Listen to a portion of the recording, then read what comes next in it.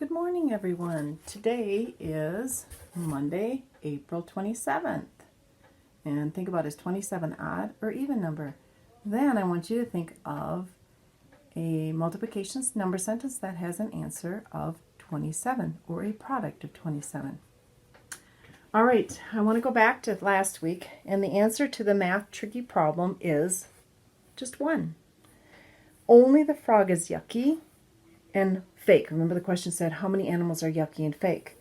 It is the plastic one, so it's fake. So it was only one. Some of you told me your answers on Seesaw. Good job. Nice try. I love that you're listening and going on Seesaw. I'm getting more and more people on there. I just love it. All right. Now we're in a new week, and it looks like we'll be having more weeks. We will have another pickup day on May 4th. And we'll give you the exact times in that at a later date here. But for now, let's focus on this week. Here's your new math problems, weekly math problems, April 27th through May 1st.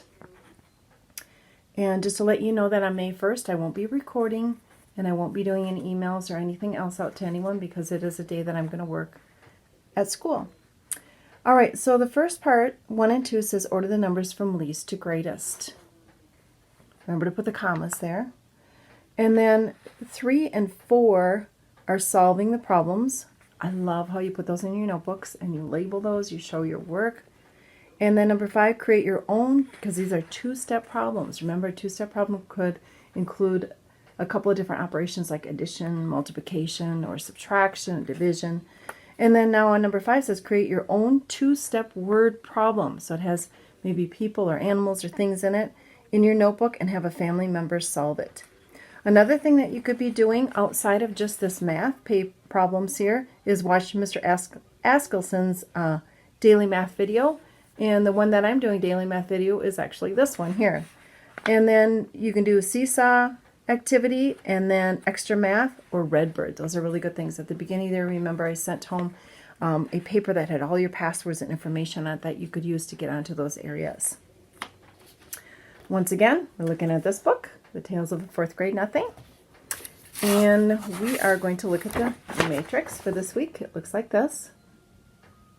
It says week 5, April 27th through May 1st. Now it says, I'm going to look at the other things that we could work on before I actually do the reading. Math always says refer to the weekly math problems, which once again is this paper. And then, let's see, let's look at physical movement. Eat 2 different vegetables for 3 days straight. Really easy to do. Art, music, find objects at home that can be used as instruments. Play the beat along to a song that you find on the radio. And I know some of you did those ones with rubber bands. Those were really cool to listen to. See if you can think of a different one with some other objects. Social and emotional, do a forward fold, touch the floor with your hands, take 3 deep breaths, and come up slowly and do this again. And then there's a really big one for science and social studies. I'm not going to read that. I'm going to let you go ahead and either read that yourself or maybe get some help from your parents. The vocabulary words, once again, as we're reading, are innocent, patience, tantrum, dash, supervise, and rearrange. And try to listen for those words as we go through as I read chapter 5 today. Now, the first part that you're going to do for Monday is make a prediction for chapter 5, and that, remember, is on the back side of the front page. So go to chapter 5 and write your prediction. I'm going to give you a couple minutes to find that page. And then follow along while I read chapter 5 or read on your own. And then you're going to complete the questions that go with chapter 5, and they look like this. It says, answer each question in complete sentences, and you're doing a great job on that, remembering to put capital letters and end marks like periods. Look back on the story to provide evidence or proof. That means for your thinking. Why does Peter call Fudge Fang? That's like one of the questions. 2, Peter's mom does not want Peter to call Fudge Fang. How do you feel about it and why? It's based on your opinion now. Not fact, but opinion. And then here it says, use 2 details from the text, meaning the book that we're reading, to describe each of Fudge's friends. So 2 things that would tell about Ralph, about Jenny, and about Sam. Things that you remember that were important. It doesn't have to be maybe someone else has a different answer than you, but it's things, details about each of those 3 friends. All right, I'm going to go into the book now. Here we go. And if you want to follow along, it's called Birthday Bash, page 41. I got used to the way Fudge looked without his top front teeth. Remember how he lost his teeth and when he was on the playground and they weren't watching him? Remember how his mom got mad at him and not at the young girl in the story? And then the mom came back and apologized. He looked like a very small first grader. Dr. Brown, our dentist, said he'd have to wait until he was 6 or 7 to get his grown-up teeth. I started calling him Fang because when he smiles, all you can see are the top 2 side teeth next to the big space. So it looks like he has fangs. My mother didn't like that. I want you to stop calling him Fang, she told me. Well, what should I call him, I asked. Farley Drexel? Oh, just plain Fudge will be fine, my mother said. What's wrong with Farley Drexel, I asked. How come you named him that if you didn't like it? I like it fine, my mother said. But right now we call him Fudge, not Farley, not Drexel, and not Fang. Well, what's wrong with Fang, I asked. I think it sounds neat. Fang is an insult. Oh, come on, Mom. He doesn't even know what a fang is. But I know, Peter, and I don't like it. They put the I's in italic print because they wanted me to stress those words as I read. Okay. I promise never to call my brother Fang again. But secretly, whenever I look at him, I think it. My brother, Fang Hatcher. Remember, Hatcher is our last name. Nobody can stop me from thinking. My mind is my own. Fudge is going to be 3 years old. My mother said he should have a birthday party with some of his friends. He plays with 3 other little kids who live in our building. There's Jenny, Ralph, and Sam.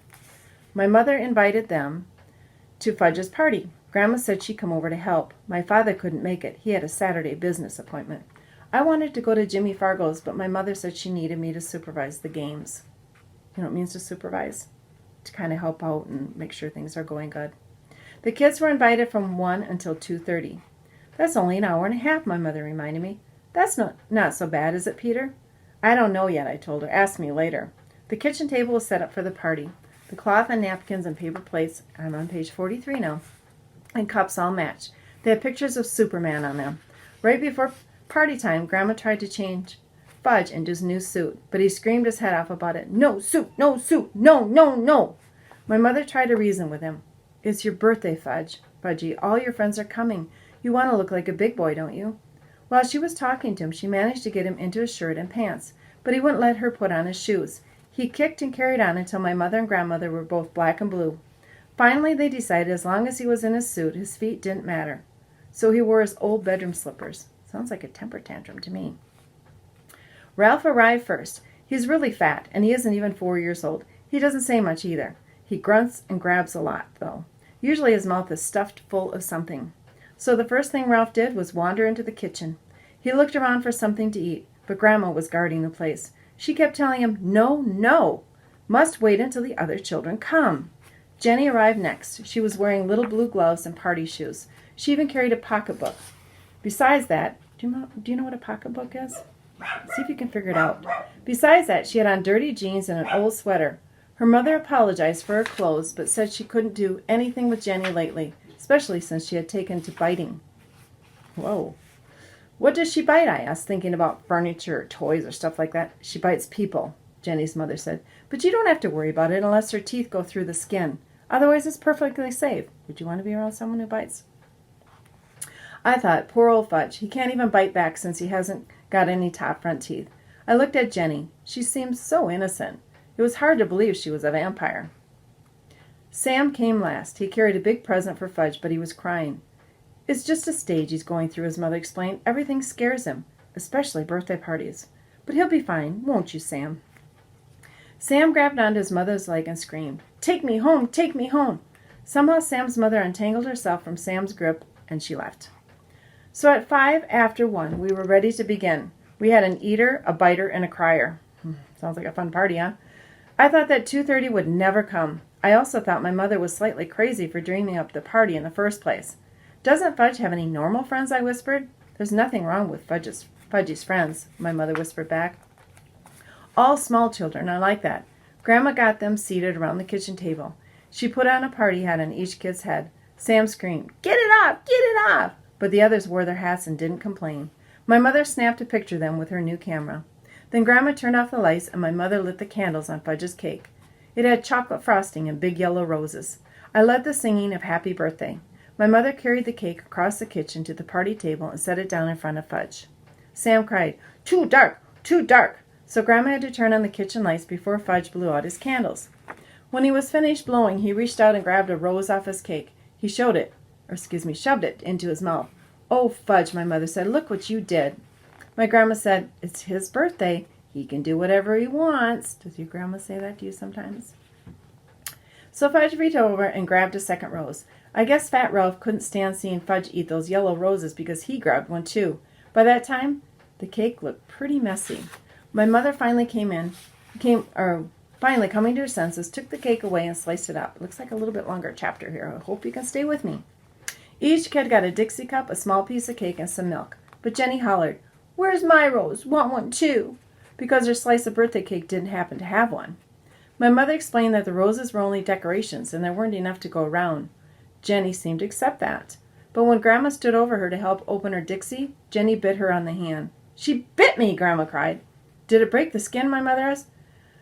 No, I don't think so," Grandma said, checking. "Good, then it's nothing to worry about," my mother told her. Grandma went into the bathroom to put some medicine on it anyway. She wasn't taking any chances. Ralph was the first one to finish his food.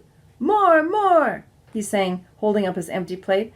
"I don't think you should give him any more," I whispered to my mother. "Look how fat he is now." "Oh, Peter, this is a party. Let him eat whatever he wants." "Okay," I said. "Why should I care how fat he gets?" My mother served Ralph a second piece of cake. He threw up right after he finished it. Me and Grandma took the kids into the living room while my mother cleaned up the mess. Now, when they say me and Grandma, how should that be worded? Remember that this is written by Peter. It's in his voice. But usually we should say Grandma and I, right? Grandma told Fudge he could open his presents while his friends watched. Jenny brought him a musical Jack-in-the-Box. When you turn the handle around, it plays "Pop Goes the Weasel." When you reach the part of the song about Pop, the pop top opens and a funny clown jumps up. Fudge loved it. He clapped his hands and laughed and laughed. But Sam started to scream, "No, no more, take it away!" He hid his face in his hands and wouldn't look up until Grandma promised to put the Jack-in-the-Box in another room. Fudge opened Ralph's present next. It was a little wind-up car that ran all over the floor. I kind of liked it myself. So did Ralph, because he grabbed it away from Fudge and said, "Mine!" "No," Fudge shouted, "mine!" When my mother heard the racket, she ran in from the kitchen. She explained to Ralph that he had brought the car to Fudge because it was his birthday, but Ralph wouldn't listen. I guess my mother was afraid he might throw up again, and this time on the living room rug, so she begged Fudge to let Ralph play with the car for a few minutes. But Ralph kept screaming it was his car, so Fudge started to cry. Finally, my mother took the car away and said, "Let's see what Sam brought you." Fudge liked that idea. He forgot about the little car as he ripped the paper and ribbon off Sam's package. It turned out to be a big picture dictionary, the same kind the Yarbys brought me a couple months ago. Fudge got mad when he saw it. "No," he yelled, "no more book." He threw it across the room. Oh, can you imagine? Someone had brought a present for you and you did that? I think they'd feel kind of bad.